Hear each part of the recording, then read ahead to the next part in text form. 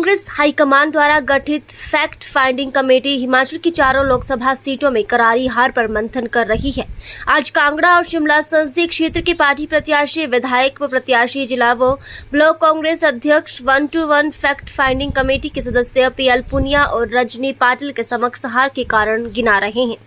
बीते रोज हुई चर्चा के बारे में रजनी पाटिल और पीएल पुनिया ने बताया कि मंडी और हमीरपुर संसदीय क्षेत्र के नेताओं ने सरकार व संगठन में समन्वय नहीं होने, टिकट आवंटन में देरी होने, पार्टी नेताओं की अनदेखी, सरकार में एक गुट विशेष के लोगों की ताजपोशी, बेलगाम अफसरशाही, मोदी फैक्टर और राम मंदिर जैसे मुद्दों को हार की वजह बताया। ये सारी रिपोर्ट तैयार कर कमेटी आला कमान को सौंपेगी।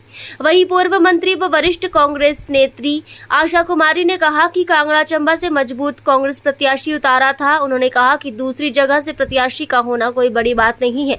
वहीं सीपीएस आशीष बुटेल ने लोकसभा में मिली हार पर कहा कि टिकट में देरी भी हार का एक कारण रहा है और भाजपा धनबल में प्रचार में आगे रही। देश में अब बीजेपी का चक्र टूट रहा है और 400 का नारा फ्लॉप रहा। उन्होंने कहा कि अगली बार केंद्र की सत्ता में कांग्रेस आएगी। देखिए, ये पार्टी के इंटरनल मैटर्स हैं, जो हमने उनके सामने रखना है वो उनके सामने रखेंगे। अब वो आए हैं, उनसे बातचीत करेंगे। तो कोई मैम अगर बात की जाए कारण के जो जिस तरह से बाई इलेक्शन में कांग्रेस को जीत मिली है, तो उसको लेकर किस तरह से रहेगा और कितना मनोबल जो है वो जीत के बाद पार्टी को। देखिए, निश्चित तौर पे जो विधानसभा की सीटों पे जीत हुई है उसमें 2022 में जब हमने चुनाव लड़ा 40 सीटें जीत के कांग्रेस आई थी, और उसके बाद ये जो 9 विधायकों का 6 ने पहले जो कांग्रेस के थे वो चले गए, फिर 3 जो इंडिपेंडेंट है उन्होंने इस्तीफ़ा दे दिया, और जब दोबारा चुनाव हुए तो कांग्रेस जो है वापस 40 अपने जिस नंबर से जीत के आई थी।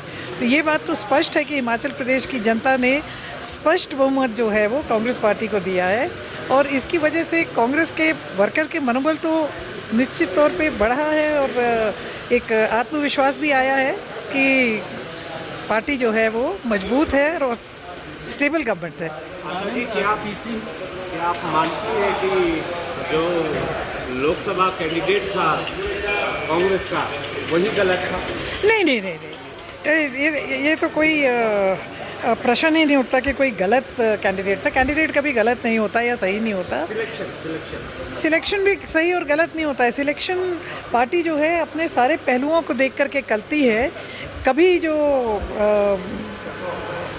दाव ठीक बैठ जाता है, और कभी ऐसा नहीं है कि अगर कांगड़ा की हम सिर्फ बात कर रहे हैं तो ऐसा नहीं कि हम सिर्फ कांगड़ा हारे।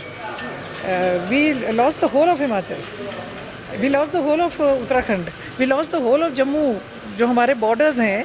और पंजाब में भी जो हमारे साथ लगते बॉर्डर्स थे उसमें आम आदमी पार्टी और दूसरी पार्टीज़ का वो रहा।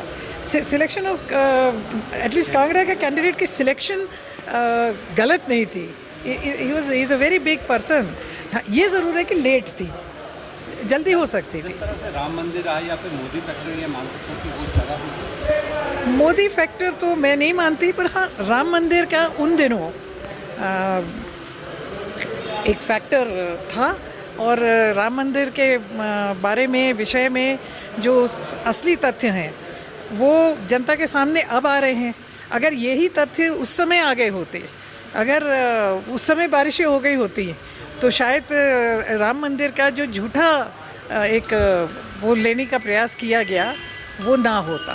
अगर मर्तबा है कि हिमाचल में 4 सीटें कांग्रेस ने हारी हैं, क्या आपको लगता है कि सरकार होने के बावजूद ये चीज़ें हुई? एक बार पहले भी सरकार होते हुए हारे हैं। किस तरह का आपको लगता है कि पार्टी के स्तर पर या अब काम करने की ज़रूरत है कि लोकसभा में जो लगातार हार मिल रही है? निश्चित तौर पे कुछ ना कुछ कारण तो हैं जिसको पार्टी को देखना पड़ेगा। और जैसा आपने कहा कि ये पहली बार नहीं है कि हम 4 सीटें हारे हैं। हम इससे पहले भी 2014 में, 2019 में, 2022 में, ये 24 में, 23 में हम लगातार जो हैं इन लोकसभा के चुनावों को हारते रहे हैं। कारण इसीलिए फैक्ट फाइंडिंग कमेटी आई है, इसीलिए ये आए हैं सुनने के लिए और जानने के लिए कि क्या कमियां यहाँ के वर्कर को लगती हैं। हम सब वर्कर ही हैं, जो फील्ड में काम करता है वो वर्कर ही होता है। तो क्या कमियां लगती हैं, तो उसके ऊपर मंथन तो निश्चित तौर पे हाईकमांड करेगा। चुनाव के दौरान ये भी चीज़ सामने निकल कर आई कि जो कार्यकर्ता हैं, उनकी कहीं ना कहीं जो हम देखिए वो देखने को मिली। पॉलिटिकल हाँ जी, इस वजह से क्या कहना चाहेंगे? मैं हमारे कांगड़ा में मैंने ऐसा नहीं देखा। हमारे कांगड़ा चंबा की सीट में कार्यकर्ता की अनदेखी नहीं, बल्कि मैं कहूँगी कि आनंद शर्मा जी ने बहुत ही दिलेरी से और बहुत ही जिसको कहते हैं कि ज़मीनी स्तर पे जा कर के कार्यकर्ताओं के साथ मिल कर के चुनाव लड़ा, मगर समय कम था। वो एक नैरेटिव तो बना, वो वोट में हम लोग कन्वर्ट नहीं कर पाए।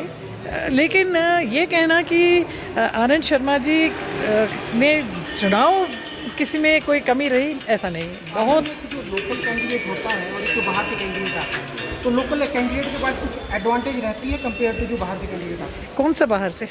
जैसे पाकिस्तान से। आनंद शर्मा जी कहाँ से हैं? हिमाचली है। हिमाचली है। तो क्या मोदी जी क्या बनारस से हैं? नहीं नहीं, ये this is ridiculous question having no answer. ये हमारे चरणजीत सिंह चन्नी जी जो पंजाब के मुख्यमंत्री थे, वो रहने वाले चमकौर साहब रोपड़ के हैं। अभी जलंधर वेस्ट से, जलंधर एमपी सीट से भारी मतों से जीत के आए हैं।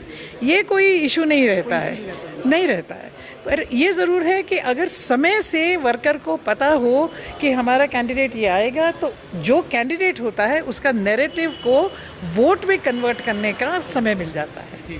ये है वो कारण जानने के लिए तो हम लोग यहाँ आए हैं और इसीलिए मुलाकात कर रहे हैं। मुख्यमंत्री जी मिले, पीसीसी अध्यक्ष मिले, बाकी जो इम्पोर्टेंट लीडर्स हैं, कैंडिडेट्स हैं, जो कोऑर्डिनेशन कमेटी के मेंबर थे उनसे, यहाँ तक कि ब्लॉक अध्यक्ष, जैसे कि मैडम ने बताया, ब्लॉक अध्यक्षों को बुला के बात की है और रिकॉर्ड कर रहे हैं। अभी रिपोर्ट बनेगी यहाँ से जाने के बाद, पहले नहीं पता। सर, पूरे देश में अगर हम बात करें, इंडिया गठबंधन जिस तरह अभी बाई इलेक्शन में काफ़ी अच्छे रिजल्ट आए हैं, बद्रीनाथ भी जीते हैं, अयोध्या जीते हैं, तो क्या माने कि हरिद्वार भी जीते हैं, उससे पहले अयोध्या भी जीती, क्या माने हिंदू कार्ड जो है धीरे धीरे मोदी का ग्राफ डाउन आ रहा है? देखिए, आम जन ये चाहता है कि हमारी बात करें। महंगाई है, बेरोज़गारी है, जो रोज़मर्रा की दिक्कत परेशानियां हैं, उसकी तरफ कोई बोल ही नहीं रहा। सरकार में बैठे लोग, नरेंद्र मोदी जी अपने तरह तरह की बातें करते हैं, उन्हें एक टारगेट मिलता है कि गांधी परिवार के खिलाफ ही बोलते रहो। तो जनता को ये पसंद नहीं है, इसलिए अपना गुस्सा वो दिखा रही है और उपचुनाव में वो दिखाया भी। ये 13 में से 10 इंडिया गठबंधन के लोग जीत हासिल की है, तो ये बड़ी बात है। यहाँ तक कि बद्रीनाथ की सीट हम लोग जीते हैं, अयोध्या हम सीट जीते हैं, तो उनका मेन जो आधार था चुनाव प्रचार का, वहीं पर वो खोखले साबित हुए हैं। तो देख लीजिए। तो ये जैसे 25 जून को जो है हत्या, कानून की हत्या दिवस मना, संविधान की हत्या मना रहे हैं, तो क्या ध्यान डाइवर्ट करने की इस तरह? ये तो पूरे इनकी पुरानी आदत है, कोई नई बात नहीं है। हमेशा जब वो घिरते हैं, जब वो देख रहे हैं कि हमारी ज़मीन खिसक रही है नीचे से, पैरों के नीचे से, तो वो इस तरह का सहारा लेते हैं। और ये पूरी तरह से बेबुनियाद बातें उनकी है। Thank you. सबसे पहले तो जो फैक्ट फाइंडिंग कमेटी है, कारण तो उनको बताए जाएंगे, और जो कुछ चर्चाएं भी हुई हमारे अपने ब्लॉक लेवल पे भी, और जो सामने निकल कर बातें आई हैं, उनमें से ऐसा नहीं कि सबने मेहनत भी की और हमारे कैंडिडेट भी सक्षम थे, और उसके बावजूद हमारा जो वहाँ पे हम नहीं जीत पाए हैं। तो सबसे चर्चा होने के बाद ही इस पर वो होगा, और मुझे लगता है कि हमें फैक्ट फाइंडिंग कमेटी से ही बात कर इसके ऊपर चर्चा करेंगे, और फैक्ट फाइंडिंग कमेटी के ही मेंबर्स आपको इस पर ज़्यादा बेटर ब्रीफ कर पाएंगे। ज़्यादा मुझे ऐसा लगता है कि जो हमारे एक थोड़ा सा टिकट देने में भी हमें देरी जो हुई है, उसका एक मैं समझता हूँ कि एक वो बहुत बड़ा कारण रहा।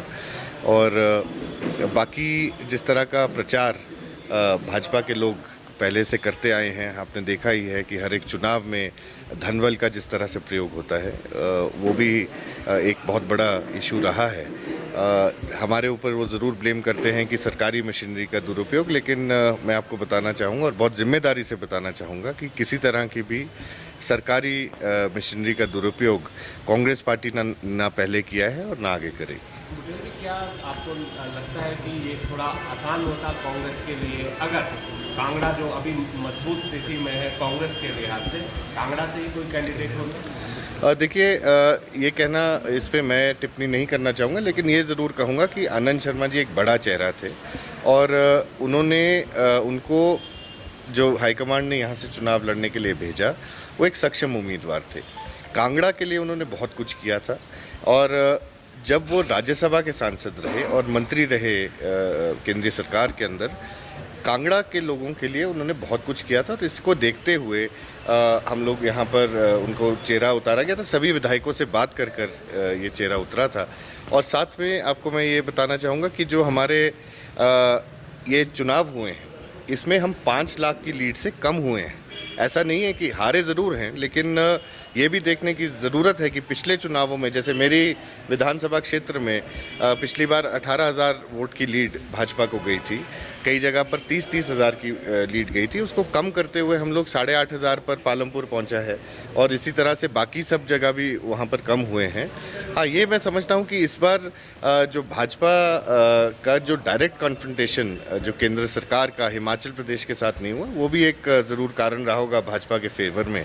लेकिन जहाँ जहाँ पर ये एक साइकिल है और ये टूटने जा रहा है, भाजपा का जो एक केंद्रीय चुनावों के अंदर जब हमेशा से बढ़त उनको बहुत ज़्यादा मिलती रही है, उसको हम कर रहे हैं। अगली बार डेफिनेटली कांग्रेस पार्टी का वहाँ पे उम्मीदवार जीतेगा। राम मंदिर कितना बड़ा इशू रहा बीजेपी के विन के लिए और कांग्रेस? देखिए, राम मंदिर, मैं समझता हूँ कि राम मंदिर को उन्होंने भुनाया है और पॉलिटिकली उसको यूज़ करते हुए भाजपा के लोगों ने उसको इस्तेमाल किया है। राम मंदिर सबका है, मेरा भी है, आपका भी है और भाजपा के लोगों का भी है। और उसको मुद्दा बनाना और रिलीजन और पॉलिटिक्स को दोनों को बीच में आपस में इंटरमिंगल करना, मुझे लगता है ये गलत बात थी। लेकिन बहुत ज़्यादा मैं समझता हूँ कि वो नहीं हुआ और आज आप स्थिति देख रहे हैं, हड़बड़ाहट में राम मंदिर का आपका उद्घाटन भी हो जाता है और उसके बाद आज वहाँ पे जो इंफ्रास्ट्रक्चर है वो बिल्कुल ही चरमरा गया है। तो ये साफ है कि वो रिलीजन और पॉलिटिक्स को आपस में जोड़ना चाह रहे थे और मैं नहीं समझता कि वो उसमें पूरी तरह से सक्सेसफुल हुए। लेकिन यस, वो जीते हैं इलेक्शन, तो ये भी शायद एक थोड़ा सा उनको ज़रूर उसका एज मिला होगा। बार बार कार्यकर्ताओं की नाराजगी की बात सामने आई, क्या लगता है उसका भी कुछ इम्पैक्ट? कार्यकर्ता किससे नाराज़ हैं, मैं ये भी जानना चाहूँगा। हर एक विधानसभा हलके में, जैसे मैं पालमपुर का विधायक हूँ, अगर मुझसे कोई नाराज़ है तो आनंद शर्मा जी से तो नाराज़गी का कोई मतलब ही नहीं बनता था। कार्यकर्ता जो है वो कांग्रेस पार्टी का अगर कोई कार्यकर्ता है, वो कांग्रेस के लिए उन्होंने डट के काम किया है। नाराज़गी किसी से और से हो सकती है, लेकिन कांग्रेस पार्टी से कार्यकर्ता की नाराज़गी नहीं है। और मैं समझता हूँ सब ने मेहनत की, सब ने अच्छे से चुनाव लड़ा है और हार जीत लगी रहती है। अगली बार जीत के दिखाएंगे। भाजपा ने 400 पार का नारा दिया था, शगुफा छोड़ा था, उसका असर देखा कि लोग जिस प्रकार से नारा दे रहे थे उसी अनुरूप? देखिए, भाजपा आज तक अगर कभी जीती है, कोई भी चुनाव जीती है, वो झूठ के दम पर जीती है। एक हवा बनाने की बात की गई, 400 पार आज आपके सामने है स्थिति की 400 पार तो दूर, मुझे लगता है कि बहुत कम सीटें जो उन्होंने सोची थी वो उनको आई हैं। लेकिन मुझे ये खुशी है कि पूरे भारतवर्ष में एक बार गैर भाजपा की जो सरकार और खासकर कांग्रेस पार्टी का उत्थान हुआ है फिर से। और जैसा मैंने कहा, अगली सरकार कांग्रेस पार्टी की बनेगी। अगली सरकार में हमारे कांगड़ा चंबा लोकसभा क्षेत्र से भी उम्मीदवार कांग्रेस पार्टी के जीतेंगे।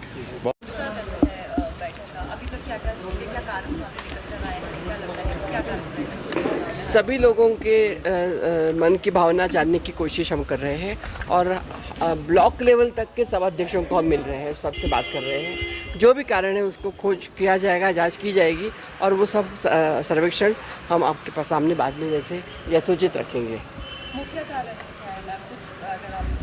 नहीं, जब तक उसमें से निकल के नहीं आता, हमने अभी आधा अधूरा बोल देना अच्छा नहीं है। सरकार और संगठन में कोई तालमेल नहीं, बिल्कुल तालमेल रहेगा और ये हमेशा कांग्रेस पार्टी में आपने देखा है, मैं यहाँ 10 साल से आती हूँ, ये होता है, फिर भी हम जीत के आते हैं और ये सब ठीक हो जाएगा हमारे। बताई जा रही है उसको? जी, टिकट में देरी एक बड़ी वजह बताई जा रही है। हाँ, टिकट में देरी की एक बहुत बड़ा सबका ये था, ये टिकट में तो हम वो हाईकमांड को कन्वे करेंगे कि सिर से टिकट की देरी होने के कारण लोगों के 2 और 3 राउंड्स हुए, लेकिन हमारे कैंडिडेट्स बाहर ही नहीं निकल पड़े। कल बात लिखी हमारी, वो बोल रहे कि अपनी बात इस तरह भी रखी कि अफसरशाही भारी है, वो बात नहीं सुनती है, सरकार में कार्यकर्ता के काम नहीं हो रहे हैं। वो अभी हम यहाँ पे नहीं बोल सकते, सब जो भी बातें उन्होंने कही बहुत कॉन्फिडेंशियल है। थैंक यू, धन्यवाद।